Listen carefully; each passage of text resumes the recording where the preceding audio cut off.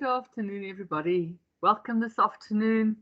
We're going to talk about the Department of Public Works and Infrastructure's Integrated Resource Efficiency Program. My name is Elaine Venter. For those of you who don't know me, I'm standing in for Renette this afternoon. I'm with Strategy Management and Comms in the GTAC family. Now, we're going to be led by Dr. Will Bautista. I don't even know how many of you knew that he's a doctor. He's such a humble person. He's actually a very experienced and very clever guy, and we're really lucky to have him with us. He's got his PhD in law as well as an MBA, and he's a very experienced project development manager as well as a financial manager. He's done quite a few very big strategic projects, and he has been with Treasury, I think, for the last 3 years. So we're really privileged to have him on board.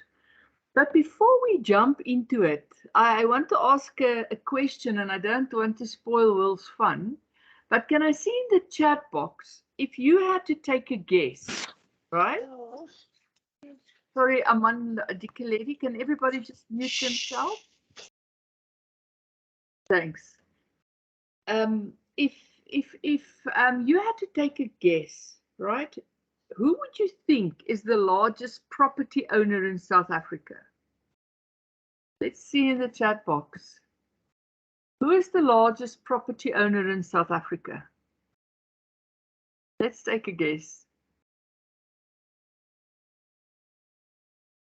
Okay, government, yeah, but be more specific. Paul is saying DPWI. Besides, if you want to say government, you need to be specific, right? Public Works, yeah, okay. So that seems to be the favorite one at this point in time. Oh, okay.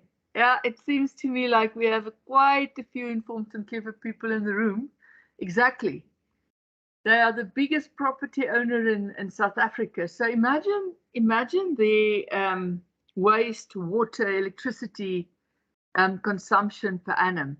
And I think this afternoon, I think Will is going to give us a few surprises. Some might be good, some might be very bad, and hopefully also share us a couple of solutions on where do we go when it comes to what the biggest property owner in South Africa does when it comes to consumption. So I want to, without taking more time, introduce Will. Welcome very much, and we're really looking forward to your presentation. Welcome, everybody. And if his accent fools you, he is very South African. He is a South African. Okay, so don't be confused with the accent. Okay, Will, over to you. Thank you, Elaine. Thank you, Elaine, for those very kind words and generous introduction. In relation to accents, I happen to be an American from the Northeast of America, but I think over the last 22 years, I've sort of intentionally modified and adjusted and to sort of fit the South African schemata. If you don't understand me, please stop me or put a message in the chat box and I'll be glad to respond. I'd like to preface the presentation with a very short intro as to why what the project actually is and from where it derives its mandate. So what is it? So the IREP, the Integrated Resource Efficiency Project, is an energy efficiency project geared towards self-consumption. So let me say it a different way. The Independent Power Producer Program creates projects for purposes of of private parties generating electricity to sell onto the grid. That's not this project. This project will introduce a technology at DPWI-owned facilities and aimed at with a short payback period so that thereafter the department can make use of hopefully 6 to 7 years of free generation. So in other words, the assets paid for within the first 5-6 years, and thereafter it's all, as we say in South Africa, mahala to the department, other than maintenance. Okay, so that's what the project is. Let me talk a little bit about mandate. How did we get here? We actually got here as a result of the NDP, the National Development Plan. The National Development Plan stipulates that by 2030, it would have been very ideal for 95% of all South Africans to have some source of electricity, whether it be grid or off grid. This in pursuit of that ideal and mandate, because I think all of government follows the National Development Plan. The DPWI proceeded to create two policies: one, a green energy building policy, and two, a facilities management policy geared towards energy self-sufficiency. With those mandates in hand, with those policies and the NDP mandate in hand, it approached the Presidential Infrastructure Coordinating Commission a couple of years back, requesting that this program become a strategic integrated project. So congratulations to the department. Today we are known, this project, the IREP, is known as SIP 28. We get a lot of the auspices comes from not just the DPWI, but the presidency through Dr. Ramahopa and Infrastructure SA. So I just want to pay kudos to them and thank you very much. And more importantly, as Elaine opened the conversation, you know, who is the largest property owner in South Africa? Well, it does happen to be the DPWI. The DPWI, believe it or not, owns approximately 92,000 facilities. Facilities, not land. It actually owns more land. These are just facilities. These are buildings. These are buildings throughout the various departments. Why does it own them? Because as a result of GIAMA, which is the Government Immovable Asset Management Act.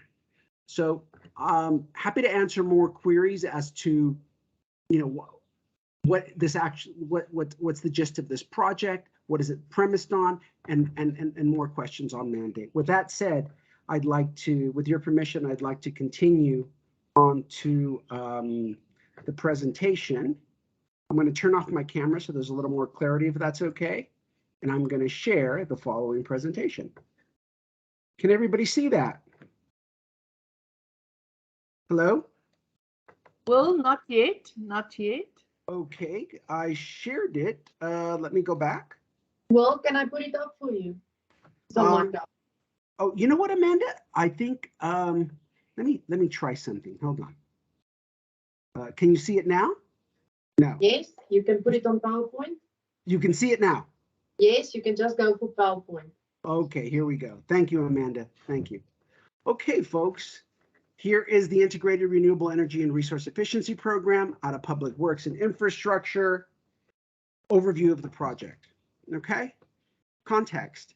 Yes, the department, as a result of GIAMA, the Government Immovable Asset Management Act, the department owns approximately 92,000 facilities, the equivalent of 37 million square meters of property. And again, that's not land, those are buildings. In the context of office space, the DPWI is a rather large punter, as it owns 10.1 million square meters of office space, or 35% of the total South African market. Talk about, you know, we complain a lot about leaseors, rents, private rents, especially the government being very high. If you can imagine if the DPWI were to able to leverage its power in the market, I mean, 35% of the market, it's a market maker. Regrettably, it's not there yet, and that's not what this project is about. I just wanted to stipulate that. Okay, so what does that translate to in terms of consumption across electricity, water, and waste? Well, there you go. 4,021 gigawatts of electricity, 39 million kiloliters of water, 822,000 tons of waste. The equivalent in terms of waste, if we translated it to cash, it would be anywhere from 6 to 8 billion rand. Okay. So this is, you know, and I want to be fair to you because I appreciate that you're a fairly intelligent audience. So I think I want to speak to your intuition. Yes, this is a no-brainer. We have a bunch of buildings with a lot of water leaks, a lot of bad wiring, poor waste management. And what we want to do, the hypothesis here is, well, regrettably, we don't have the most reliable supplier in Eskom. And as we all know, I would argue, at least in the last couple of years, Rand Water has been telling us that they're also having trouble supplying potable water. I know my water was recently cut off a couple of weeks ago for a couple of days as a result of constraints at the Rand Water pipeline. So sad to admit, but those are the realities on the ground. So in the alternative, the DPWI said, well, as not only particularly in mitigation, but for the foreseeable future, why don't we come up with an idea where we can generate our own resources, and thus across water, electricity, and even waste management. And thus that's the idea.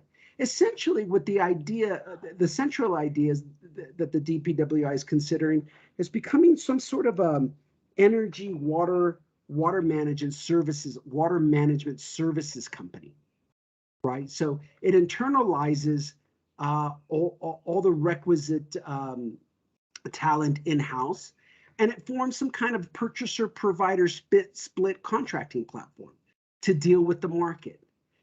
And why can it do that? Because it has, as you can see on the far on the right, on the top side left, that it's a market player. It's a relevant market player. It can command that if it wants to. So that's the general idea. Okay. Overview. So program description. I think I've done that in the first slide. It wants to create an energy, water, waste management service as a result of having supply constraints from third-party suppliers, Eskom, Rand Water, but more important, but also I might add, as will come up in the slides, it wants to reduce sort of the fiscal burden on its facilities, as right now, as a result of, for instance, a lot of leaks or poor maintenance. We're paying the numbers reflect an exuberant amount in electricity and water. So given fiscal constraints, that's prudent. So that's another rationale. So it's not just the fact that we're having supplier constraints, but also to help the fiscus out, and therefore the department ultimately. Where do we come in as GTAC? Frankly, we've played a very modest role in this. I have to give kudos to the department, as it was there. The idea originated with them. What we've done, though, however, is provided them with a project management enabling environment by registering this project as a potential PPP. But because it's not 92,000 buildings don't make up one project, and thus the program, right? That's intuitive. We've managed to talk to our colleagues at Budget Office to earn and receive a TA1 approval in terms of a pilot. So in other words, we're currently running the governance for this project under Regulation 16, the PPP framework or regulation, and that's why we asked and received from the Budget Office a special dispensation, a TA1 approval for purposes of a pilot. We've also managed to have the feasibility study approved. It's been approved by the department, and it's been approved at a high level by Budget Office, who are our regulators. So as they mentioned to us that they're excited about the pilot, and they're very hopeful in terms of us being able to deliver in private sector participants. And that's where we're at. The feasibility, as you know, feasibilities create sort of a guesstimates, but logical estimates, thought out, well-planned guesstimates as to what this project will potentially cost and what potentially it can generate. in terms of investment. And currently the feasibility stipulates for the program that up to 2050, we can generate up to 320 megawatts of renewable energy. And with an investment, with a private sector capital investment of anywhere between 120 to 253 billion rand. Forgive me, the project, I want to stipulate now what the project, what the project physically entails. So after you fix the water pipes, the electricity lines, and you make sure that the roof can sustain solar geysers and panels, and any other type of technology that might be needed, through retrofitting, you go out and you test the market in terms of what ideal technology, because there's several. All solar panels, the major manufacturers of solar panels in the world is China, and I think that's intuitive. They apparently make the best solar panels and geysers, but they also make the worst solar. So that, it's the full spectrum, and with different technology. So they're definitely going to be. We're definitely looking at them as a potential supplier in the consortium. We're also. This is a big sticking point for the department, and I don't want to belabor it in later slides, but the department has come up with a rather with a very comprehensive economic development program for the sake of previously disadvantaged folks, women, children.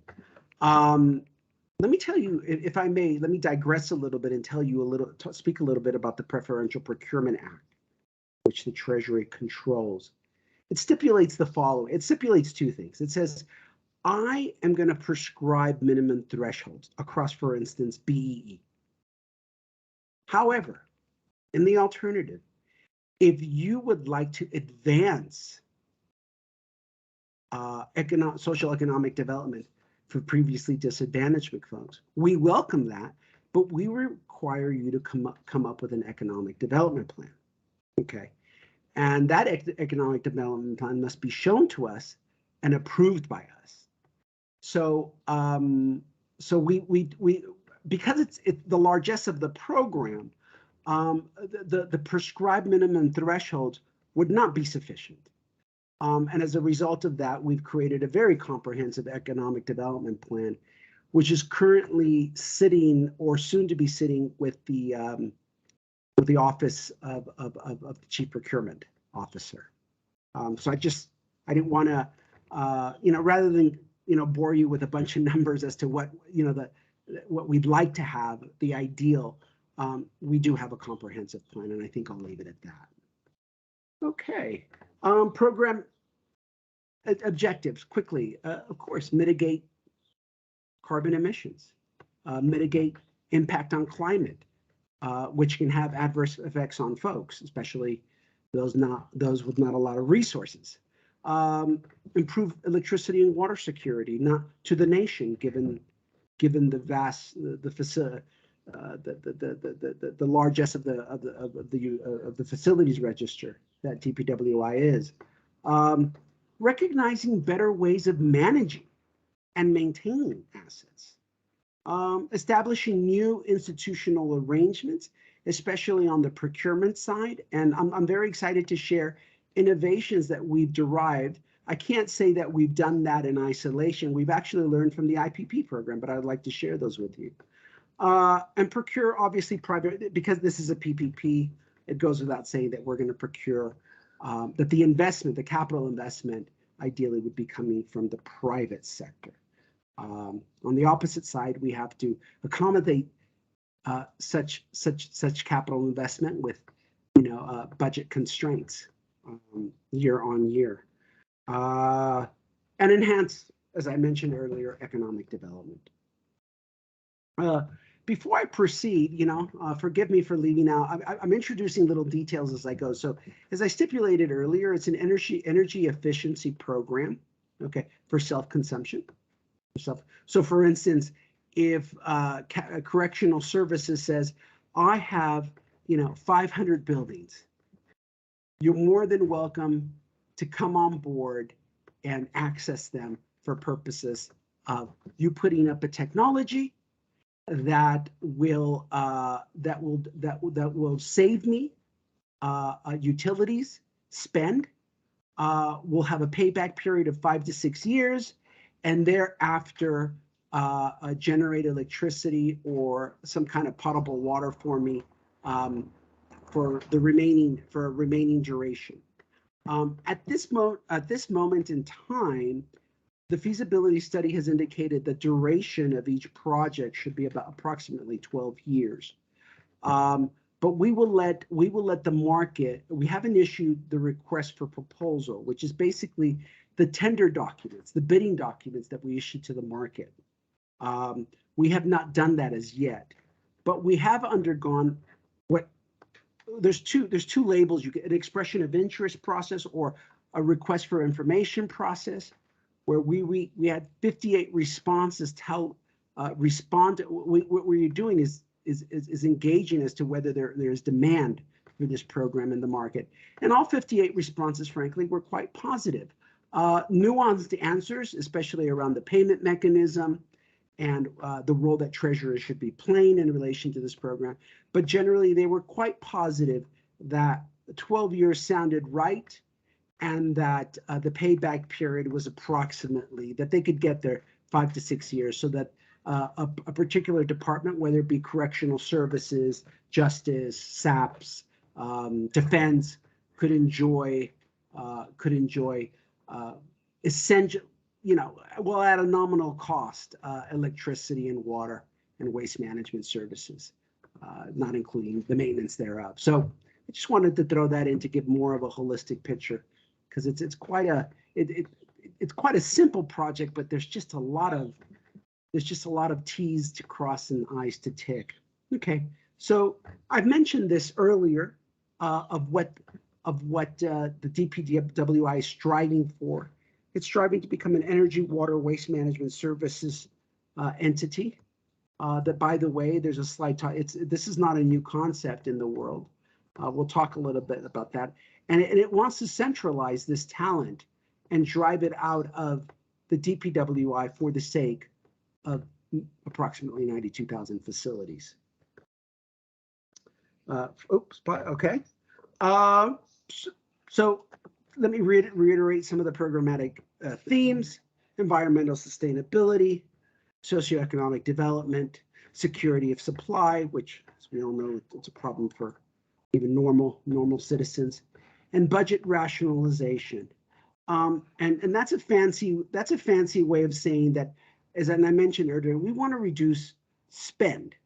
We want to reduce government spend through these innovative technologies, because currently the feasibility, well, the DPWI, through its utility bills, is showing us that the costs are running amok especially particularly on the electricity and water side.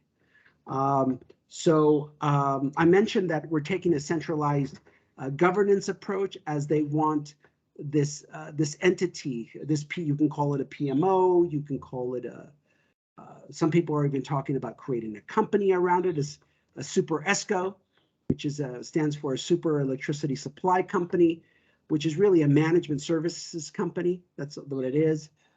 They're big in China, big in the US, other parts of the world. But essentially, I reduce it to a centralized, a contract. I'll say it again, a purchasing contracting platform, right? Sort of this hybrid entity that's stuffed with a lot of talent that can contract and purchase services on behalf of these 92,000 buildings. We spoke about socioeconomic development, but I look forward to more queries on that. And of course, environmental sustainability. It goes without saying that the minute you go green, especially in this context, with very low, the technology that we would be using has almost zero emissions. So we wouldn't be having a negative impact. It would only be positive impact across the board. Governance, here the DPWI gives their centralized contracting and purchasing platform office. They call it the project preparation delivery office, and it's going to facilitate easy access it's going to contract with third parties. It's gonna have the requisite talent on the technology side to ensure that the right technologies are being contracted for across its facilities. Of course, it'll standardize. It'll standardize contracting and therefore create efficiencies, much like we do in the PPP framework as it is. We have a standardized contract that we work from, but that would inform this, of course, and create an enabling environment tailored for this type of self-generation with a rather large project, given the largesse of the project. So there are a lot of, by the way, a lot of these points are derived from what the Regulation 16 framework, the PPP framework, strives to do. So we took a lot of our learnings and applied it to what the Centralized Governance Office would be doing.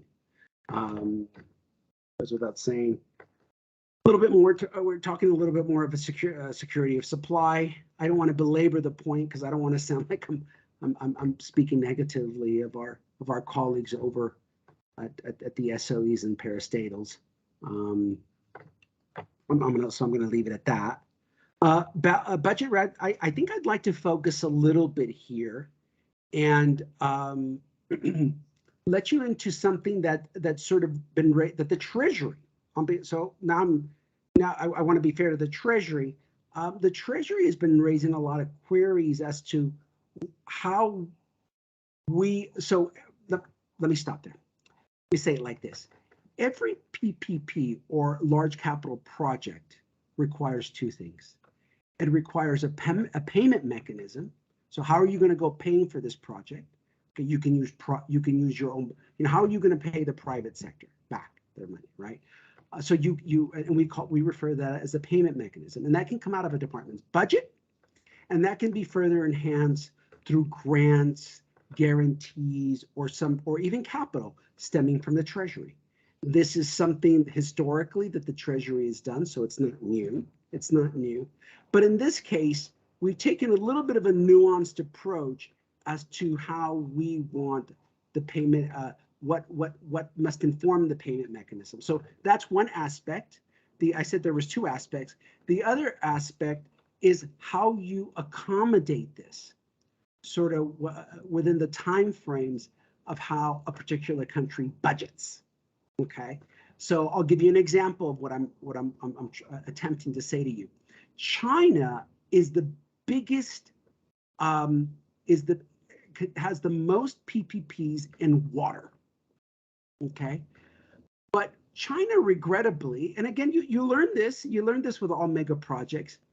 It went out and it registered many PPPs, and it allowed its provinces to enter into many dispensations.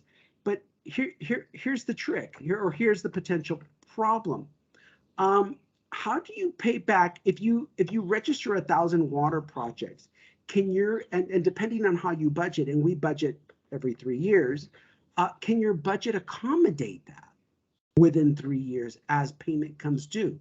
And even more importantly, throughout the duration of the project. So I'm just trying to speak simplistic here because I don't want anybody to misunderstand me.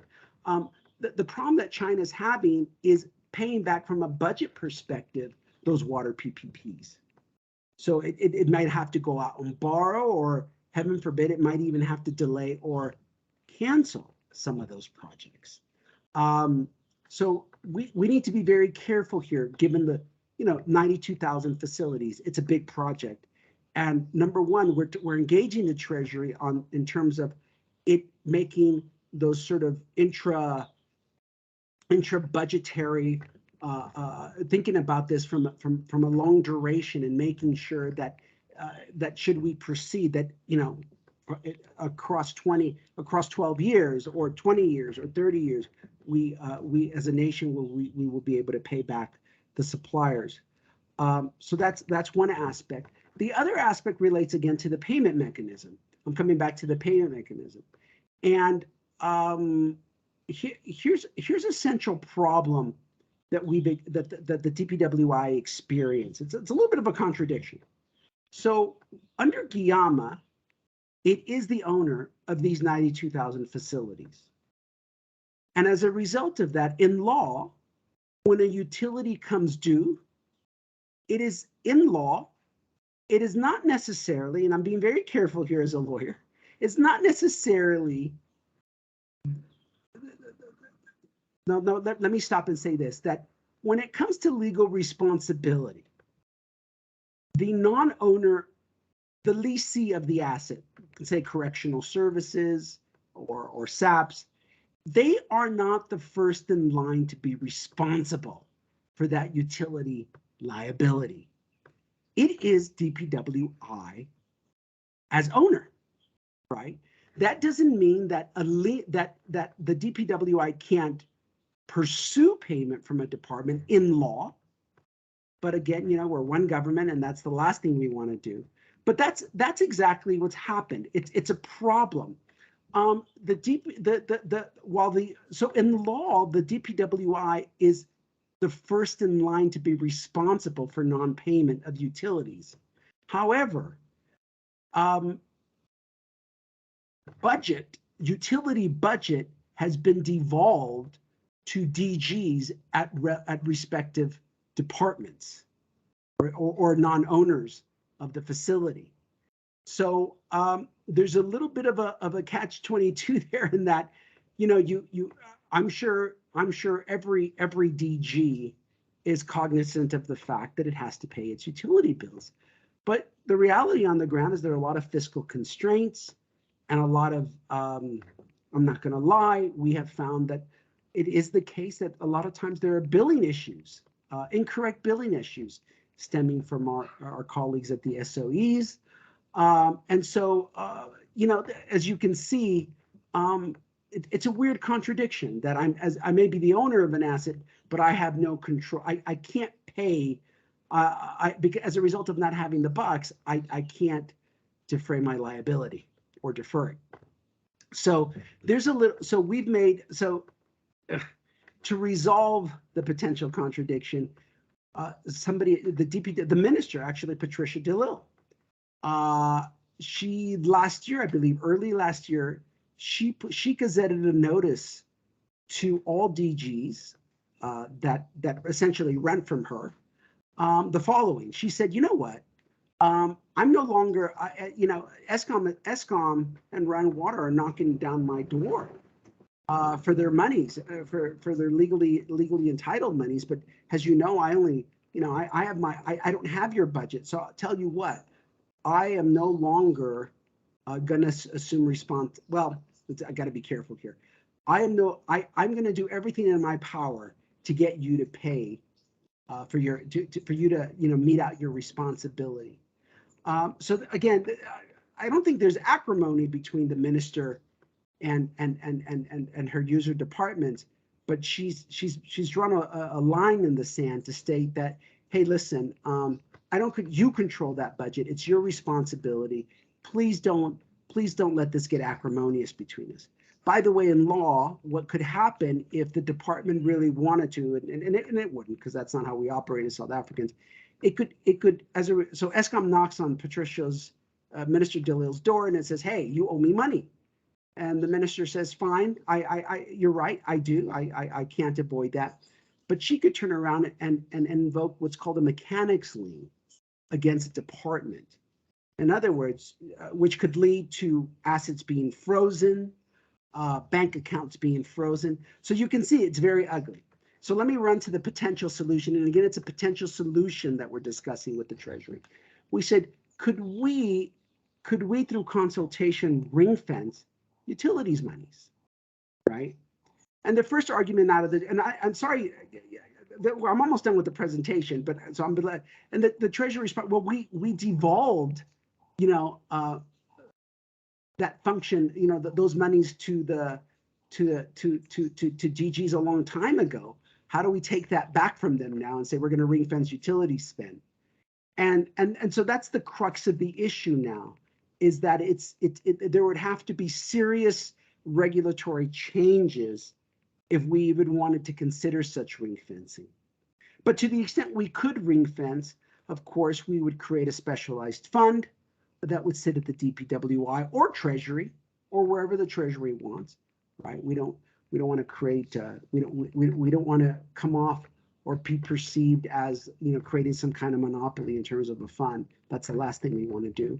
We're happy if it sits at the Treasury, but we just want to act. We just want to cure all of these legal liabilities that the DPWI, and that as a result of being, the owner of 92,000 facilities under GIAMA, it is dealing with. So again, I just told you that's a big central issue on the payment side that we're discussing, and that's still in consultation with the Treasury. Okay, here's some good stuff on the environmental side. The feasibility stipulates, and again, ballpark, that we can reduce energy use intensity across those 92,000 buildings from 22 to 45%, reduce green gas emissions by 54.5 megatons by 2050, improve water use and reduce the loss of water between 30 to 55%. Believe it or not, a lot of our buildings, as a result of poor maintenance, are losing. We have a lot of water leaks. Let me say that, a lot of water leaks, and we're sitting with rather large. And it's very sad because, as you know, potable water is the most expensive. It's not effluent. It's clean water, and that costs more because it's processed. And so it's very sad that we're losing. And of course, we're hoping, and we're not there yet, but we are developed. We're in consultation with the department on developing waste management strategies. In fact, in fairness, and to be honest, there's no existing waste management strategy. Everything that's thrown away goes straight to a landfill. It's not processed. There's no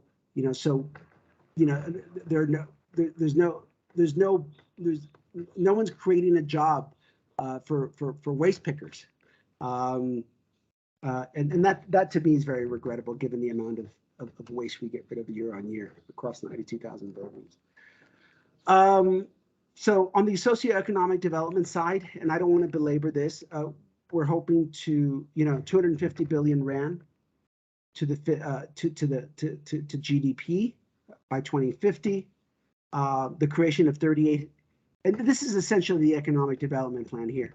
The creation of 3,800 or 4,000 new small Black-owned businesses, approximately the creation of 5,000 jobs in the first 5 years, and by 2050, anywhere between 150 to 200,000 jobs, and lots of upskilling and through training.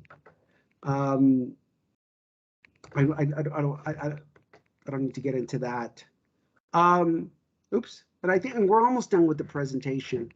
I want to talk a little bit again for those, and I hope some people raise the matter that this potentially could be an IPP, and because it's not just good enough that we say that because it's for self-generation, it can't be a PPP. In fact, some folks in the RFI process, the request for information process, said, you could, rather than collating funds or consolidating funds, you could give me a tariff. But of course, but they also said that, like the IPP program, I want a tariff. Oh, by the way, also give me a bank guarantee to accompany that tariff. Now, for those who may or may not know, I'd like to state a couple of facts in relation to the IPP program on the solar side. So the wonderfulness that across the different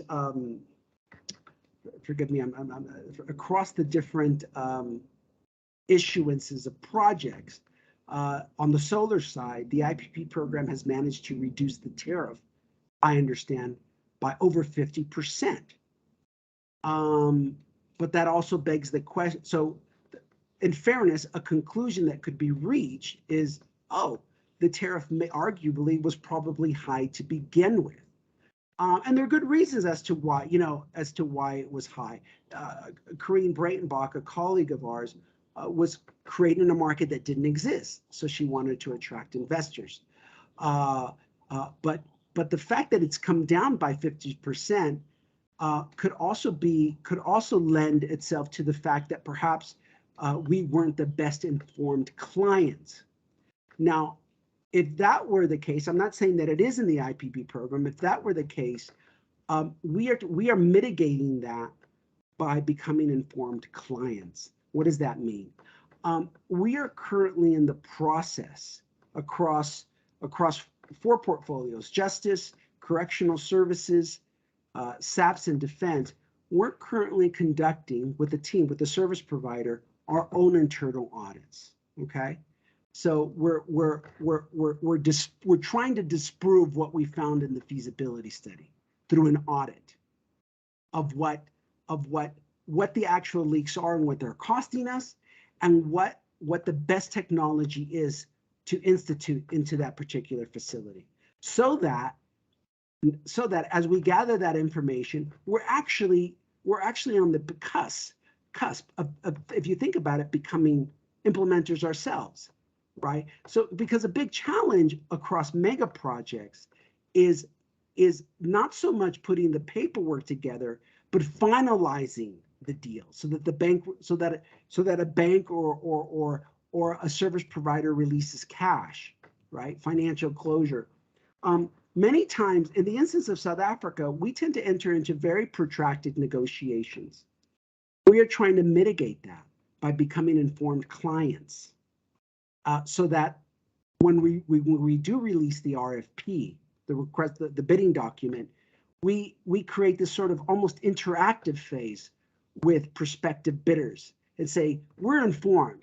We know exactly what the problems are.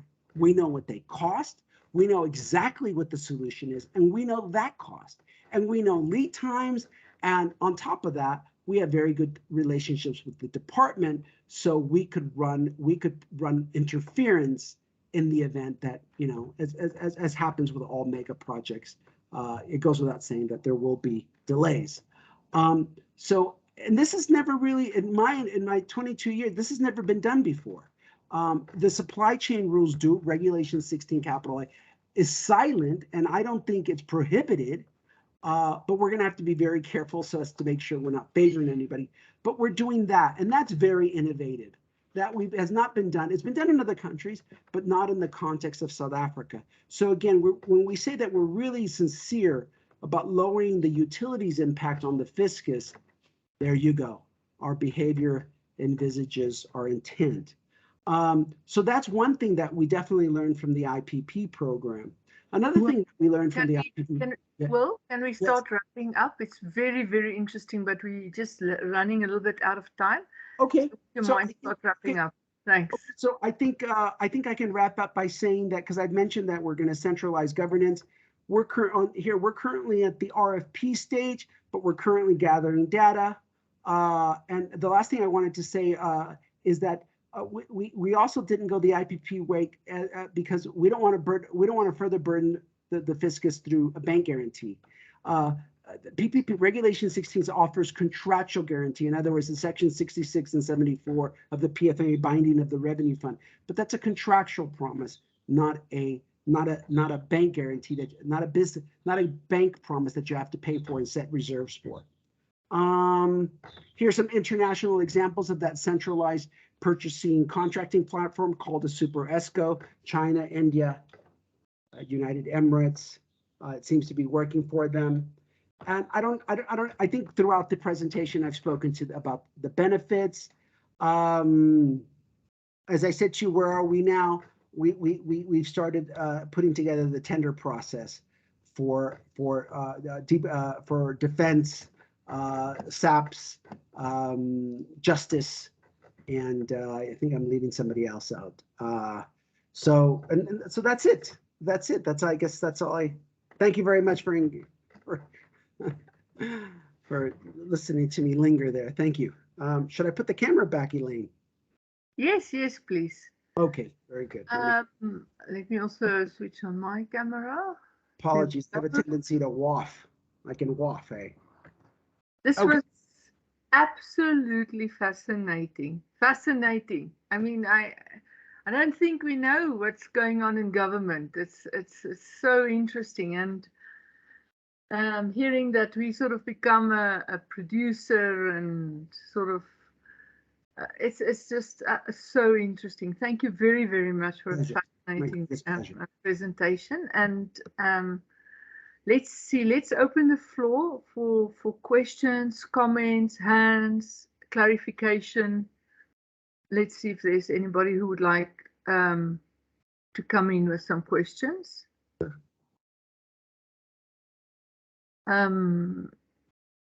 Maybe I can just start in the meantime, Will, because, oh yeah, I know. Okay, no, let's go with Vivek.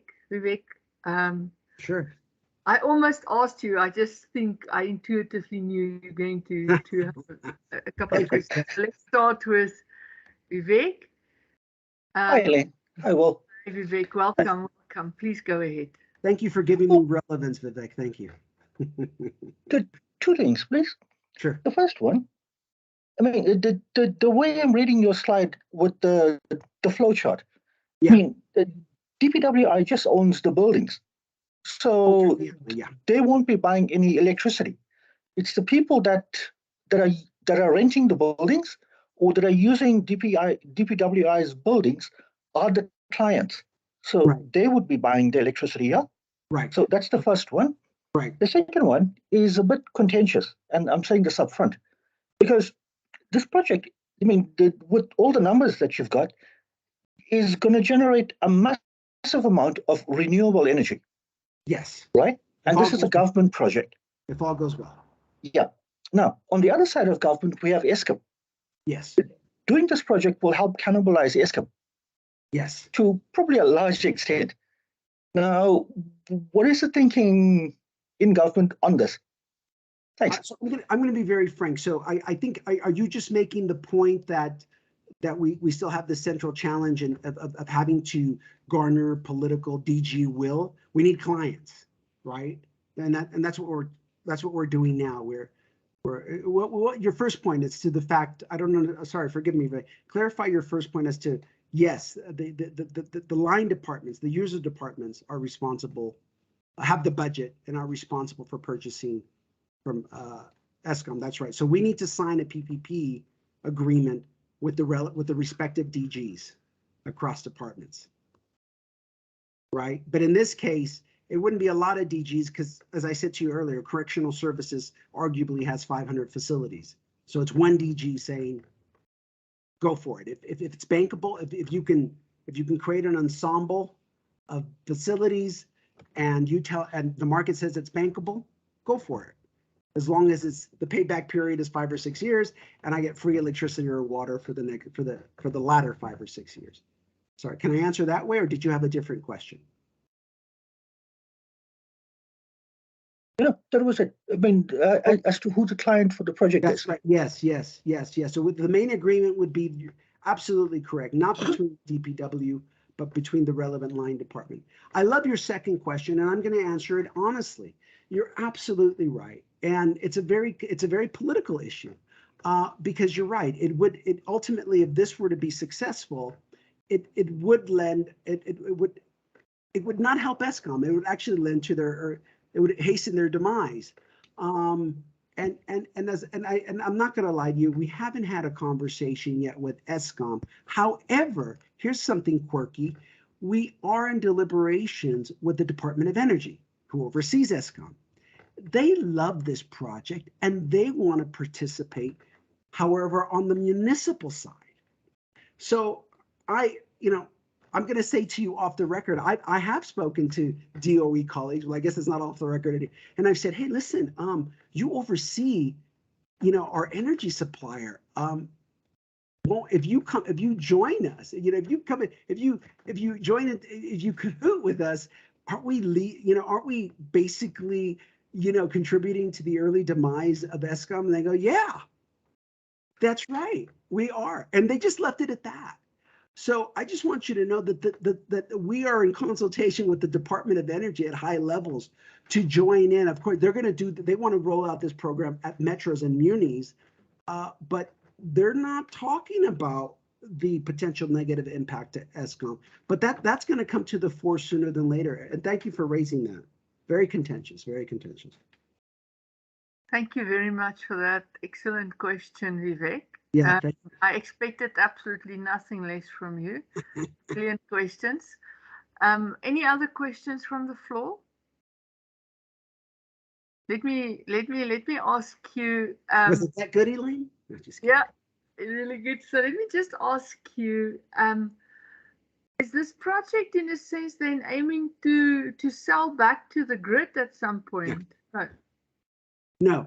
So that's the forte, and we were very strategic in staying and not stepping on toes, Elaine. That is the forte of the Independent Power Producer Program under Energy. Their mandate is to hire private folks to generate electricity, renewable energy, that sells onto the grid. We don't do that. This is purely for self-consumption, purely for self-consumption. So it would never, and we don't foresee it, because again, we don't want to create political problems. We don't want to create which would turn into obstacles for this project. It's within the purview of as under GIAMA for the DPWI to do this, but we are very careful in making sure we didn't trample on other colleagues' feet. So no, we will not. It should never be the intent that this ultimately sells electricity onto the grid, because if it did, then then the payment, because as I mentioned that payment mechanism earlier, then we would be talking about a tariff, a feed-in tariff, and then we would be talking about the supply of a bank guarantee, which again is all added back to is all added back to national debt, and the last thing we want to do is further burden the fiscus. So let me ask you two more, if I can be so please ask two more questions here. One is you referenced international players here, so you even indicate, or you alluded to the fact that you might even brought China into the fold.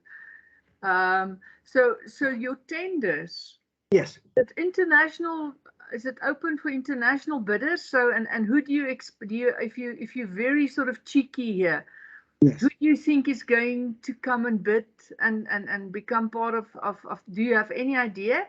That's one question. And then the second question I would like to ask is about, we spoke about it's 2050, and by 2015 that it's 12-year cycles, but when will we see the first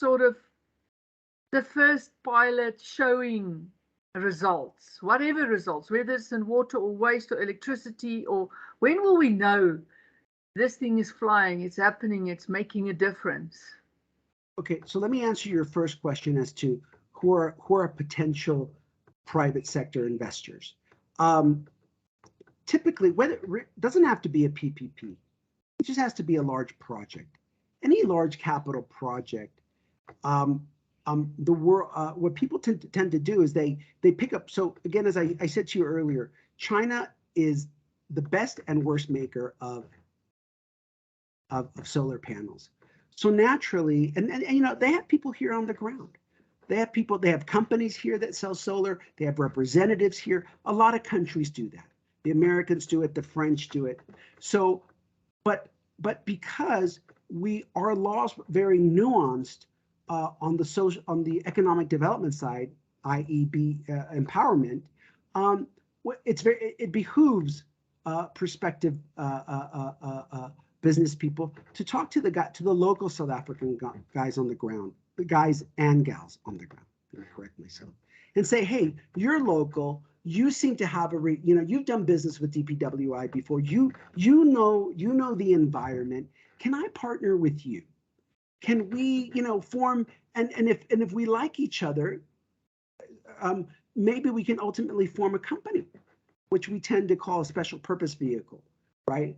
Which is made up of a consortium of these players that have the requisite talent, know-how, money, and just can roll this thing out, can consume the largesse of bureaucracy that we're going to throw at them, right?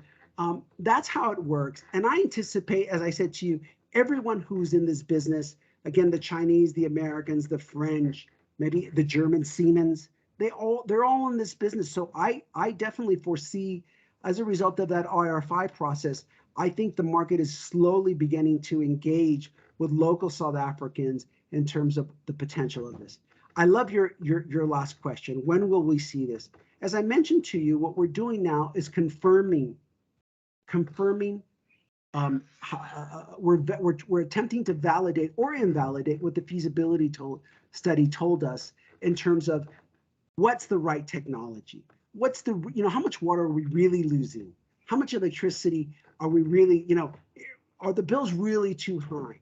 And what we're doing is that we're physically, once again, going back to facilities, in this case, defense, SAPS, justice, and correctional services.